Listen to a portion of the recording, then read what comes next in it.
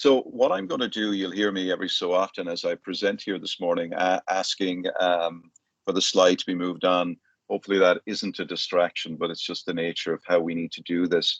One of the things I want to think about with you this morning is this idea of how we can get alongside communities and be better guests, but also the idea that communities, as in, a village or a neighborhood or a small bounded place, can itself be a unit of health. We think, I suppose, a lot about health in terms of the individual, or indeed, perhaps we're thinking about the context of our institution and how we can reform our institution so it is of better service to individuals. But as well, I think, as well as thinking about institutional reform and individual behavior change, I want to open up a third domain, a third way of thinking about change, which is a place-based way of thinking about change. And it's really striking to me that neighborhoods are actually health creating, they're health producing.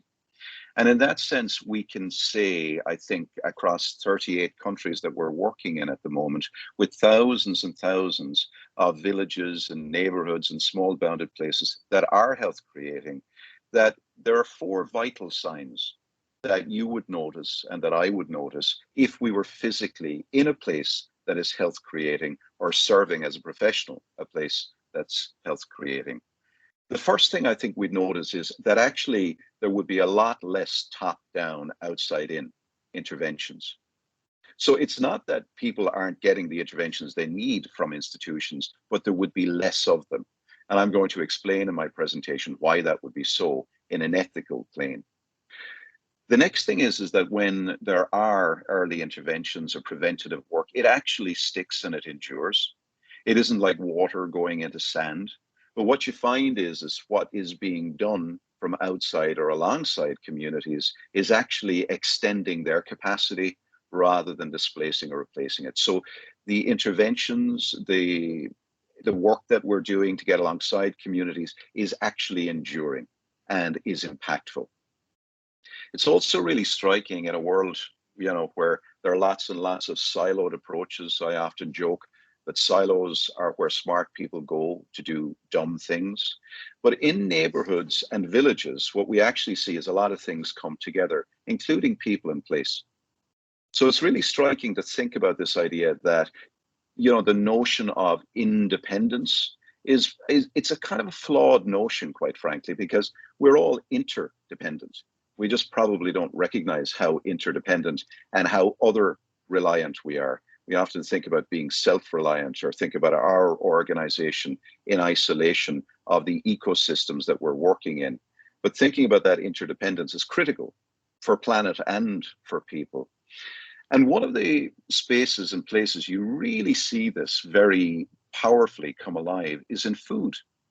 So food is such, I think, a feature of our lives. It's also a powerful indicator of vital signs. So how people engage with food in season, locally, in an affordable way is really telling of the health of the actual place that you're working in. Food moves through us and we move through food in terms of how it grows and how we engage, consume and produce it. We hear a lot of conversations these days about food poverty, but very little about food sovereignty. And I think a big part of the challenge in terms of population health and public health generally is to ensure that food production and indeed all public goods create public health rather than even greater private wealth. And I think this is a massive challenge. It's one of the things that public health has done reasonably well over the years when it hasn't got caught into a kind of a narrow focus on behavior change and lifestyle change, and really has moved into its social justice calling and really stands as a boundary and a barrier between the greed and the obsession of consumerism and the very, very real need and possibilities that exist for public health as opposed to greater private wealth. I think that's what we're thinking about here. How do we actually move in that direction with communities in the driving seat rather than as passive consumers of our largesse? Let's move on to the next slide. Thank you. So I think there are three key postures, ways of being alongside communities and being better guests in the of the people we serve rather than being heroes. I think the first is that recognition that though we may be bringing something by way of service or program or legislative intervention, that we want to move past this narrative of, we are doing charity to people.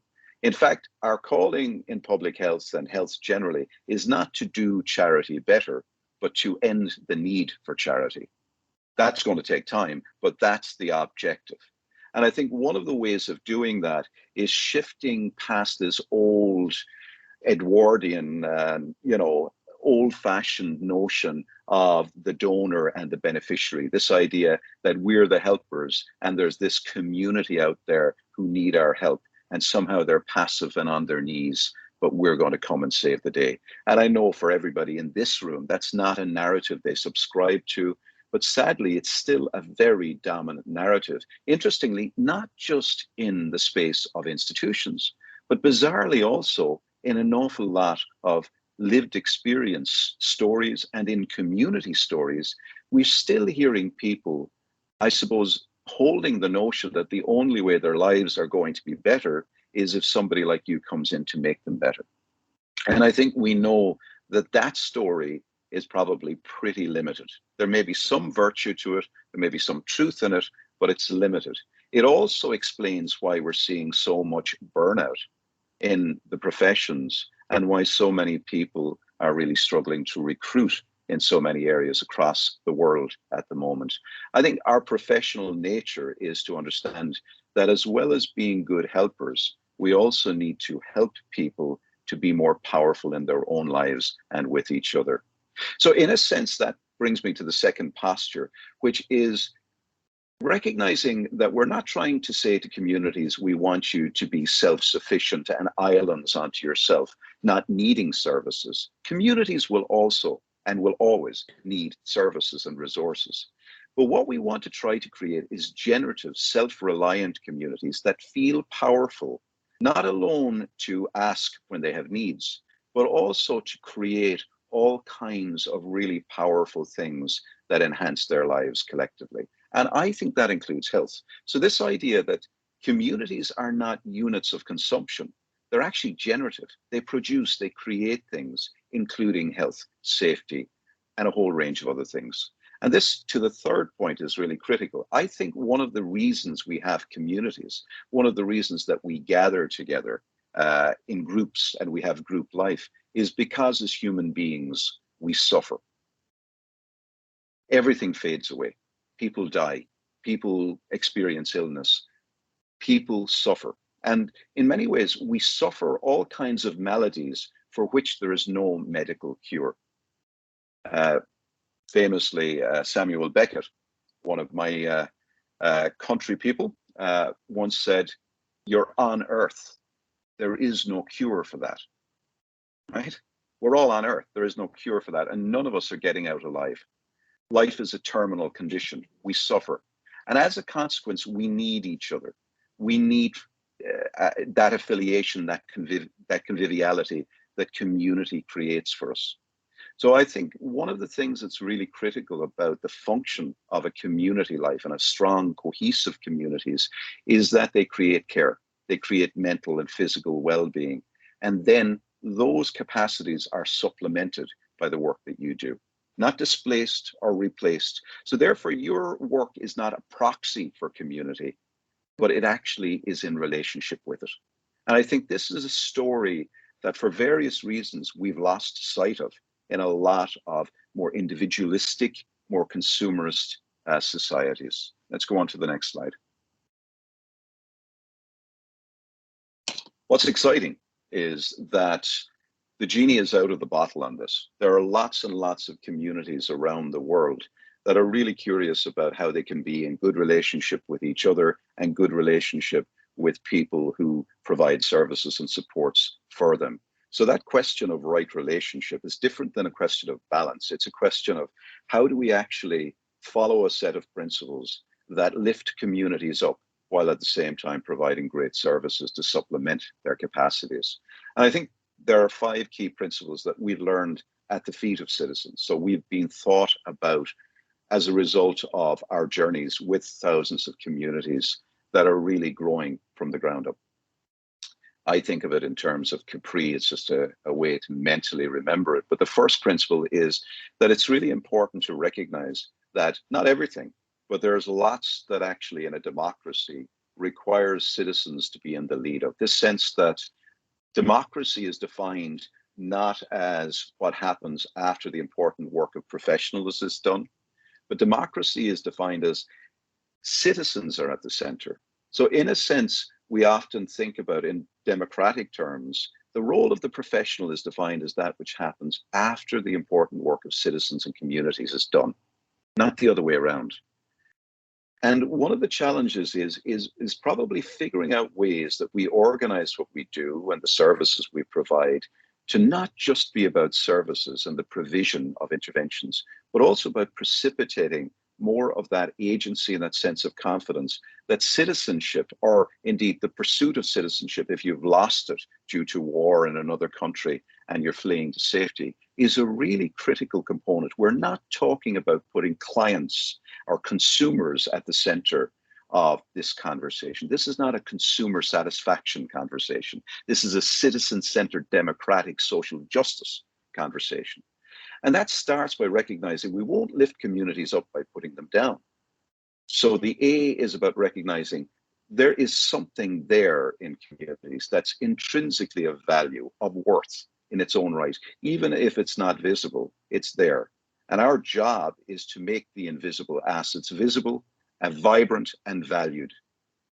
Part of that is it's very hard to convince people that they're powerful and that they have something of value if the whole story says you are nothing but the sum of your problems, your needs, and your pathology.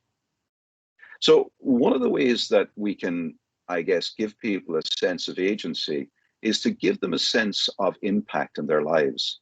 And often people feel the greatest sense of impact close to their own doorsteps. If I say to somebody, what are you doing in your city? That's a scale that's incredibly intimidating to the vast majority of people.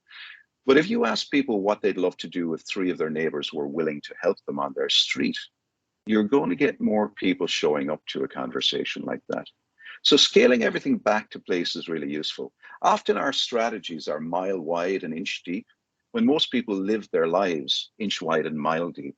Helping us as interesting, engaged, strategic, privileged people to be able to actually change the narrative away from mile wide, inch deep into inch wide, mile deep is about recognizing the neighborhood and the village as a primary unit of change and beginning to think about how we do that in a relationship oriented way. So it's not about privilege, it's not about status, it's not about money.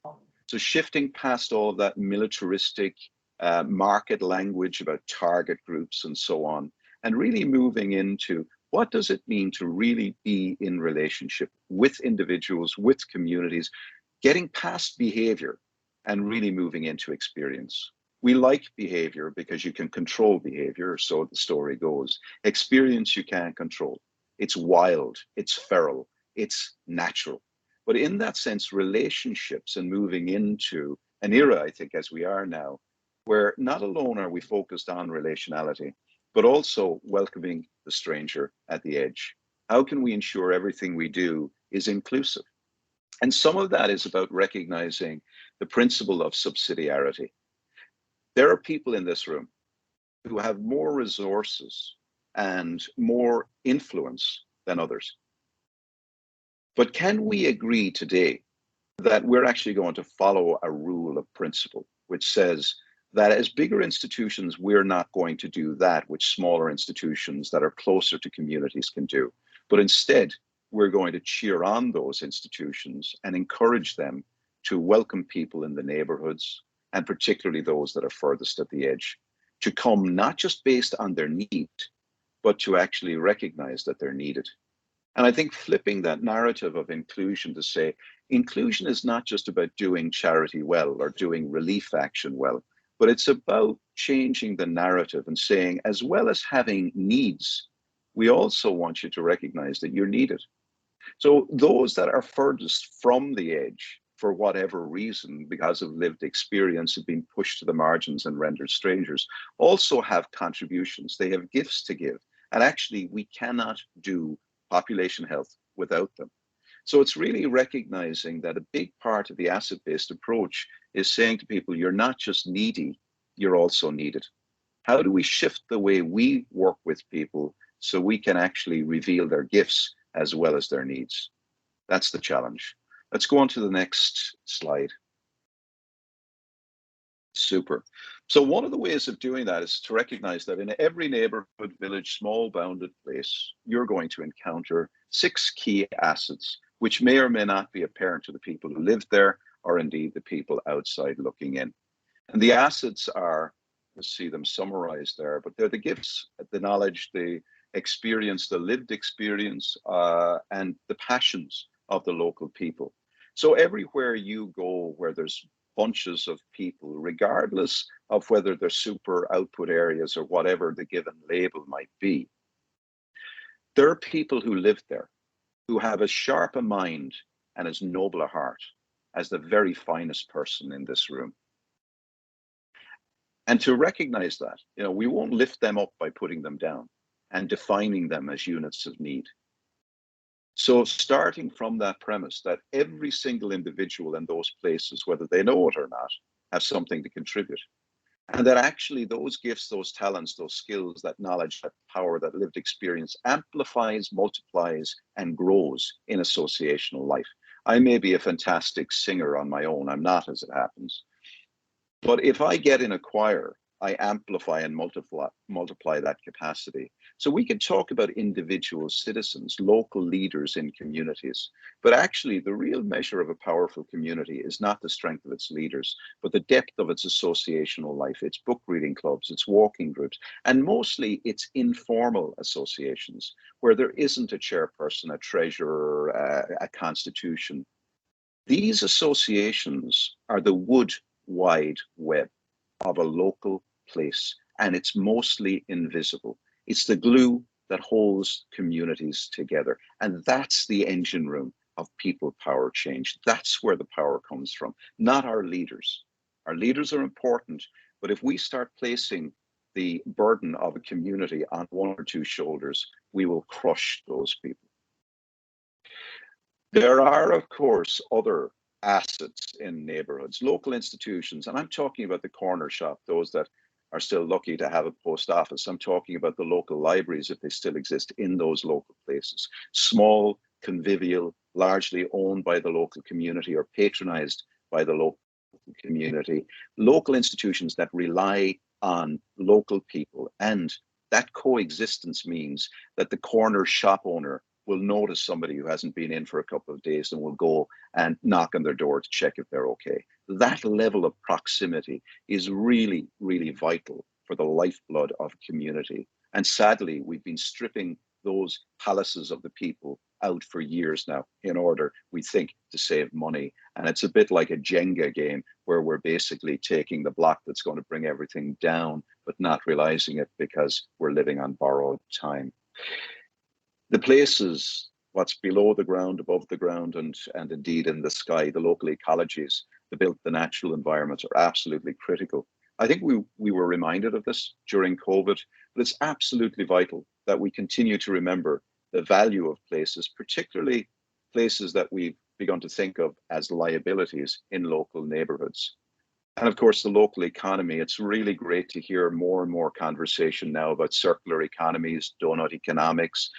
And it's refreshing, I have to say, to hear our colleagues in health around the world bringing community development into their conversations, bringing economic development into their conversations, bringing social justice to their conversations. Because I think, again, as we know, the social and political determinants of health require us to do this. We cannot just talk about health and forget all of those things. We cannot certainly just talk about medicine and forget the fact that if people are economically marginalized, it doesn't matter how good our interventions are, it will not make a sustainable change. So we also know that in local communities, the stories, the diverse heritage, the culture are absolutely critical assets to the well-being and the health of those local places. So my thesis is pretty simple. Our job ever before we start parachuting goods and services and programs into a place is we've got to discover, connect, and mobilize those six assets. And this is the tricky part. The community need to be in the driving seat of that process. If we do it to them or for them, they won't own it. So how do we not alone provide services, but also precipitate the conditions where every single bounded place in North Cumbria can say of their local place, we have discovered, connected, and mobilized our assets. We know what we have, and now we can tell you what we need, how you can supplement our assets with yours. That's the game plan. If we can get to that, if we can get to that narrative and keep it sustained and keep it generative, what we will ensure is that we have a population health strategy that is universal, but also will reduce burnout and will ensure that there's equity in how we use services. We actually get to integrated care. We're not there yet, but I think the vision is absolutely realistic. Let's go on to the next slide, please. So part of the challenge is changing a few things. I mean, it's always really important to say that there's lots we can keep doing. It's not like we're starting from ground zero. We haven't done a lot of this already. I know many of you are not hearing anything new in what I'm saying. I'm affirming what you are doing. And I often say that best practice is the enemy of better practice. But what I think we're inviting ourselves to do is to push the envelope a little further, and build on that good practice and that authentic practice. And part of that is recognizing that we're still engaging with communities by starting with a half empty part of the glass, by starting with a needs assessment and a needs analysis. I won't do this because I'm not in the room, but sometimes at this point, I ask how many people start the initial handshake with community, the initial engagement by doing a needs analysis, a gap analysis, or a needs assessment. And typically it's 90% of the room. What I want to commend to you today is that the only thing that needs analysis is needs analysis, because it's really, really striking that actually nearly every needs analysis concludes the same thing. And it's this: what the people who are being analyzed need are the services of those who are analyzing them. And that's bunkum, quite frankly. It doesn't stack up to any evidence base. So what I think we need to do instead is recognize we can't know what people need until they actually know what they have. In much the same way you don't know what you need on your shopping list until you check what's in your refrigerator and what's in your cupboards. In other words, we got to change our starting point with communities. And instead of starting with a needs assessment, let's start with an asset inventory. Let's start with what communities have and then figure out how we can supplement what they have with what we have so we get better join-up. That means making things that may not be valued today or may not even be visible to communities really visible and vibrant. A lot of communities don't actually think that they have health producing capacities. And I think part of our challenge is changing that narrative, is actually medically authenticating what is social health and really opening that space out. And that's going to challenge us really, because that's going to demand a lot more than maybe even we're currently doing. It's going to take us beyond social prescribing into much more radical presence. And I'm not knocking social prescribing, I'm just saying it's going to take us beyond that into much deeper community development and much deeper relationships. And isn't that amazing? Let's go on to the next slide, please. Why am I advocating this? Is this an ideological attempt to get mind share of people in the room? No, I'm advocating this because there's an urgent need for this and there's evidence. There are 5 basic reasons why, if we don't do this, I think we're all going to suffer in our own lived experience as well, because all of us are only going in one direction. The first is that communities are not a problem to be fixed. And so that instrumental notion that we just take them as units of need or consumption and we fix them is a moribund notion. And it's actually doing a huge amount of harm to a very limited resource. The second is that over and over again, we're seeing in OECD countries, 2/3 of all money intended to end poverty is not going to people living in economic poverty. It's going to pay people who are servicing people who are living in economic poverty. It's really interesting. If you ask 90% of the public who are receiving services, if they had the salary of those who are providing the service, would they use that money to buy the service? They say no. So we really need to think about where we're going here and how our resources are actually making change happen. The other challenge is that we're seeing a retreat in active citizenship. I mean, at that collective level, we're all talking about community power, and rightly so.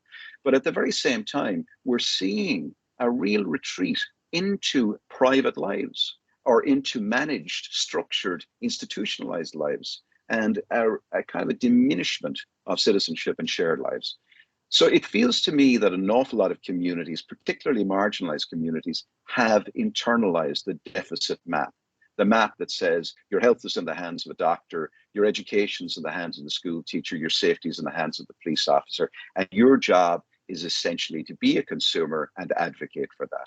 And what I think we're arguing for is a new map. And it should be recognized, our map is not the territory. So this feels exciting to me. But the other challenge we have, and we've seen this politically in so many countries around the world since 2016 particularly, is single track politics is really hurting us. It's hurting our healthcare systems. It's hurting our social care systems. It's hurting our housing and response to homelessness. But it's also hurting our economies. It's hurting families who are struggling economically. So we've got so many single track politics now. The environmentalists are going in one direction, you know, you have the economists going in another direction, and so many others, all moving in different directions, but not actually collectivizing in order to change legislative frameworks for the better. And I think neighborhoods and local bounded places and local biospheres are a way that we can actually bring all those things back into independence again and get better change. At the moment, we're playing a game of whack-a-mole where we try to solve one problem in isolation of 10 others, all the while as we whack one down, 20 others pop up. That's not going to work. That is not an integrated care system that's going to take us into the future. We know this, but we can't change everything all at once. We've got to chunk things down. And so my proposition is we take seriously the idea that a neighborhood is a primary unit of change, which enables us to work more effectively as organizations. But here's the better part. It allows local, regular folks to participate in civic life and in health creation in a way that currently is very hard for them to do. Let's go on to the next slide. President Biden, after his inaugural address, had a meeting with health folks, obviously at quite a high level, and his challenge to them, he typically goes off script, I'm sure you all know that about him, but his challenge to them off script was that he didn't want to hear any more talk about values. He was sick of hearing people spouting on about their values, our values, this, our mission is that. He said, don't tell me what your values are, show me what your budgets are, and I'll tell you what your values are. And his point, I think, although he could be equally challenged by this, some of the work we're doing in health in the US, but his point is that there's a real danger we're talking out of both sides of our mouth here when it comes to health and moving from medical to social. Focus. We know that 80 to 85% of what determines health and well-being from epidemiology is that which is essentially community-centered and political, not medical, and only 15% is in the medical space. Notwithstanding, 80+% of the money we're spending is in that 15% domain. So we're taking 80+% of our resources to back 15% of the inputs. That just doesn't make any sense. So I think one of the reasons that that reality exists is because of politics and power. And even in your own local context, with due regard to you, that's a real challenge, because if we've got lots and lots of money siloed in acute parts of the system and we're not getting upstream and actually repatriating some of that resources into spaces that will actually animate community life and health creation, then tough conversations need to be had. And so I think moving beyond just talking about values to really taking a posture whereby we're making the tough decisions, not just to relocate responsibility, but also relocate resource and power into community context. And I have to say, that isn't just about saying in the third, in the public sector, let's hand all the resource over to the third sector and give them the responsibility. I'm not saying that. But certainly the third sector, many of them are closer up into communities, and particularly the ones that are grounded in local places. But it's also important that I challenge the third sector to say, our job in the third sector then is to hand that further on into communities. So we do the community development in that local place-based way as well. So that third sector are not a proxy for community. They are servants of community and a means closer up to that kind of community development we need. Let's go on to the next slide. So is this ideology? That was a question I asked a few moments ago. No, it's not. It's evidential. We know that for maybe more times what currently happens through the use of, say, a job center, 4 times the outputs are created when people who are unemployed over a multi-generational experience of unemployment, 4 times are, the outputs in terms of job experience and sustainable livelihoods are achieved if we can both provide the job center interventions and do community development alongside those interventions. In other words, when people have deep, cohesive, connected communities and good services working in tandem with each other rather than at cross purposes, we get better outputs and ultimately better outcomes. So there is no proxy for community. This is the challenge. It's true also with respect to safety. Robert Sampson is the preeminent social scientist who has studied what it takes to actually create safe neighborhoods. And he's very, very clear in saying it doesn't matter how many police you have in a neighborhood or a village. Nothing will replace the power of neighbors prepared to intervene in each other's life and create safety. And in fact, the 2 key determinants of neighborhood safety are how many neighbors you know by first name and how often they're prepared to do things in the built environment. So seeing the local rugby club recognize that older people are afraid to go out after dark, being prepared to do their Thursday night training in the streets of that neighborhood and invite people who are afraid to come out, make tea, turn their lights on and connect with the lads and girls that are training and, right across to engage with she, he, and they, right across the diversity of experience in sport.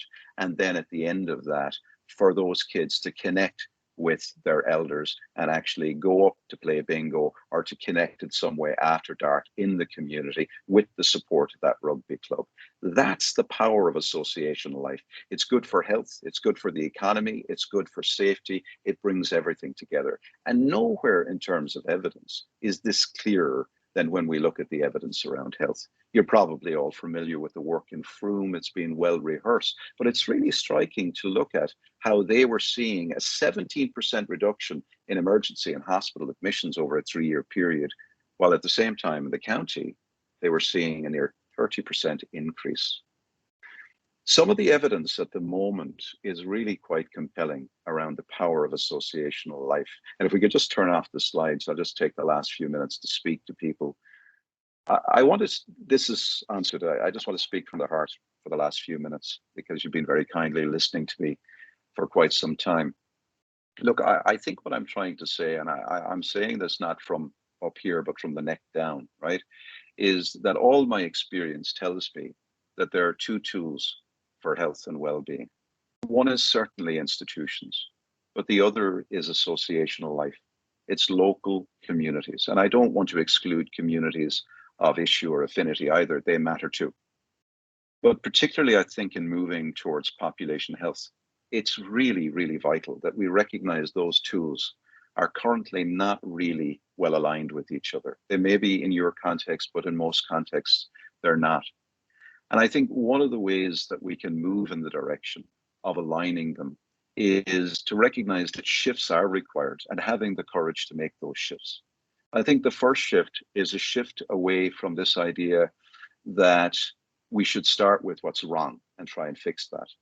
And I think I would commend instead a shift towards starting with what's strong and try to cheer that on and use what's strong to address what's wrong and make what's strong even stronger. That's the first shift, a shift from what's wrong to what's strong. The second shift I'd commend is a shift away from promoting our agendas and our content as a starting point towards really making contact our starting point. Making relationships without agendas our starting point. And really getting alongside people and treating them like they are somebody's, like they are sufficient, almost assuming wholeness, assuming capacity as a starting point, and then going from there. So that shift from content hours to contact with them, being better guests in the lives of the people we serve. And then I think finally, the only way we're going to achieve the kind of healthcare and social care and integrated care revolution I think we all hunger for is if we recognize that it is the people who are currently being defined as the problem who must secure the power to redefine the problem. When they have that agency through lived experience, and I'm not just talking about lived experience that hasn't been processed, but lived experience that has been reflected on, where they have gone through a passage and they have a story to share and they're willing to open up that space and actually bring us on a journey of how we can figure out how to better get alongside communities. Then I think those tools, those two tools of social change can actually get in alignment. And I often imagine it, and I'll finish on this.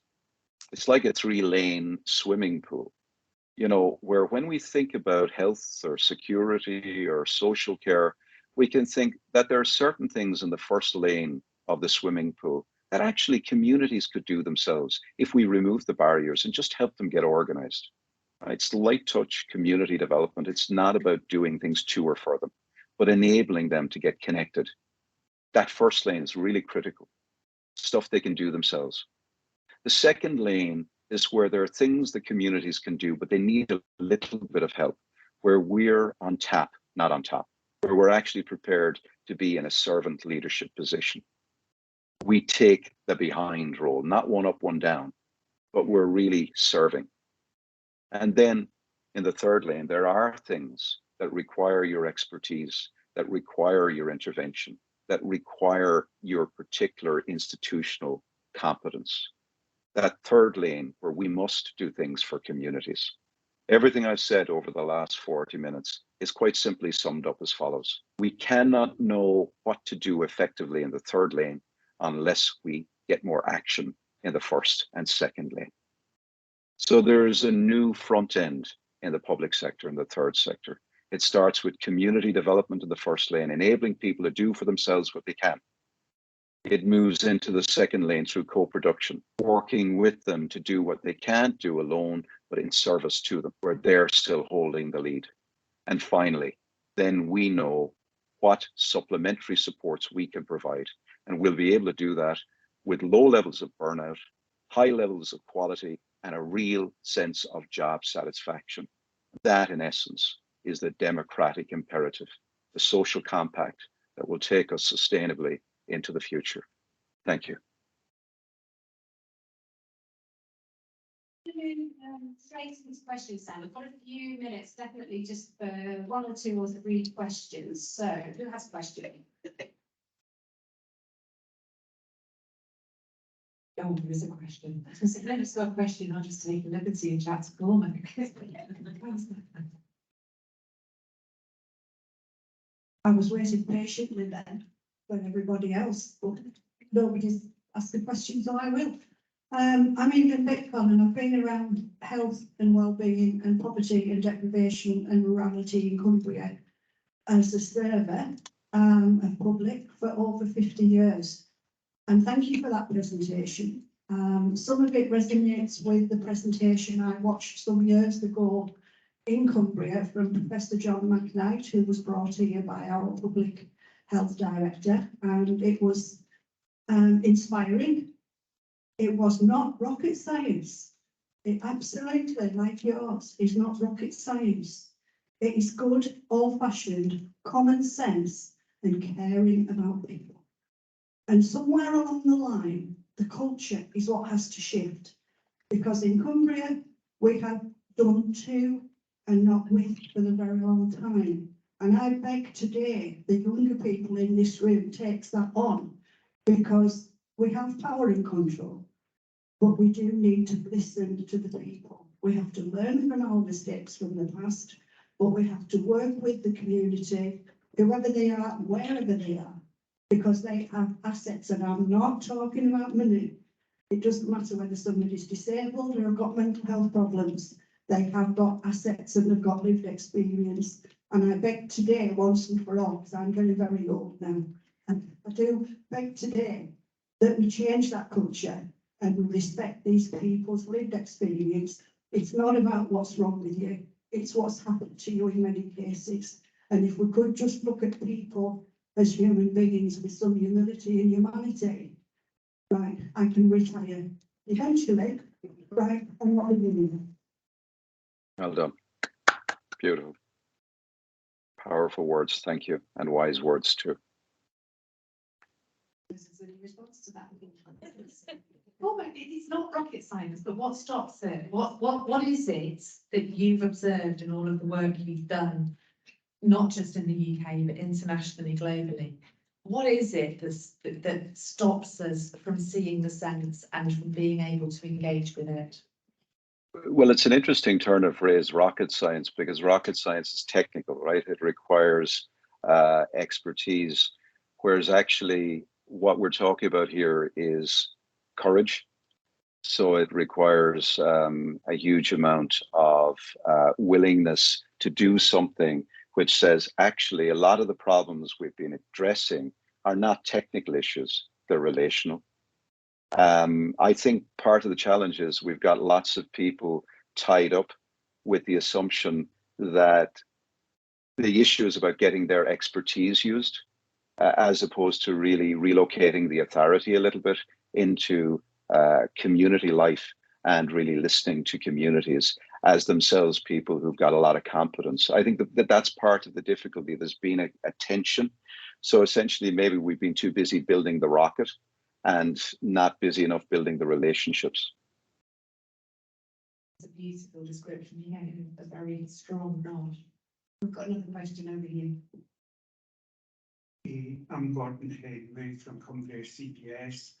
Just like to thank you, Cormac, for a very, very thought-provoking and at times I hope challenging to us all presentation. In terms of reflective lived experience, I think it's the little things and how you look at it from different angles. The last time I signed on for universal credit, I was told, this was the beginning of May, and I was told that all being well with your application, you will get money, your first payment at the end of June. I then said, okay, and they said, however, if you need money management, here's a leaflet about money management. And I pushed it back across the table and said, it's not about money management, it's about having money to manage. And you've just told me that it won't be paid till the end of June. And that's an example of power and powerlessness. And I think going alongside the P word of poverty, we'll always have to look at the power relationship. And so that's one in relation to universal credit. And I think universal credit's a policy where all of us have really been asleep at the wheel, that we've gone an inch down and a mile wide, and really should start digging a mile down deep and look into what's happening here. As a result of universal credit, I had to use the food bank. People who use food banks don't normally have a voice and don't normally use a voice. And there's all of that tied up with shame and ability to provide and all of that. But I think what I would say is, again, the power word. If you look at the power relationship, I'm hungry, I don't have the resources, and it ties in with what Evelyn said. But if you look at that and then say, how do you get a voucher for a food bank? You have to get a referral voucher from a trusted professional agency. Now, if you can't even own your own hunger, and you believed in 21st century Britain, a very wealthy nation, there's something far wrong there. And I think it's not about blame, but it is that complicit thing. The agencies are then sucked into a system where they're signing as vouching for, if you will. And I'm not a religious person, but I seem to remember this tale of the feeding of the 5,000. And if there hadn't been a referral voucher system in place, it could well have been feeding of the 37. Well said. Well said. Yeah. I would just like to thank you very much. Yeah. Well, thank you too. Thank you too. Yeah. Yeah. Yeah. Yeah. Well, look, and such a generous act as well. So thank you on behalf of everybody here for sharing what you've just shared, because I think you've just hit the nail on the head, really, in a very real way. And what a powerful challenge and a call to real social justice. You know, and part of the challenge too is, I think, you know, that there's so much in what you've shared about power and control and the willingness to trust. You know, all of this change happens at the speed of trust. And part of what we have to do is ask questions about where we are actually holding trust back. You know, and we talk a lot about empowerment, but if I empower you, then I have the power to take that power back again. And I think an awful lot of what we're talking about here today is recognizing that if people are freed up and, you know, supported to have a valued social role, and we organize our systems to enable them to be of value and to be valued rather than to control them, which is an awful lot of what schemes like that really are about, and distrust them, then we'll be able to move everything so much further on. You know, so there's a big challenge in what you've shared, and I hope today's space, I know Olivia and Karen and others would be very keen to continue bringing the conversation back to examples like this, so that we can actually feel it in our gut and not just think it up here and, you know, have abstract conversations. So again, a huge thank you to you for that. And as always, we just warm up to the questions and comments, and then we run out of time. So I know I spoke to you, Cormac, yesterday, and you were happy to take all questions afterwards, and any comments or statements or contributions to Cormac's next book. Then if you come to me or one of the helpers, then obviously we'll gather those up and we'll make every effort, obviously, to turn that around and come back to you. So, but we've run just time. Before you do finish, I will do a shameless plug for Cormac's books, because he's not done it himself. And the latest one is called Connected Communities. It's a beautiful read. But the previous book, which is now totally Rekindling Democracy, if you work in the health system, you work in care services, please read them. Please think about your role in that community space. And that's what Cormac really invites you to do through some of his work and some of his writing. So I really do commend them to you. They're available at all good booksellers, not just Amazon. Okay, so thanks, Thank you. Thanks again, Cormac. Let's say thanks to Cormac. Thank you all so much. Have a great day. Thanks, Liv. Thanks, Karen.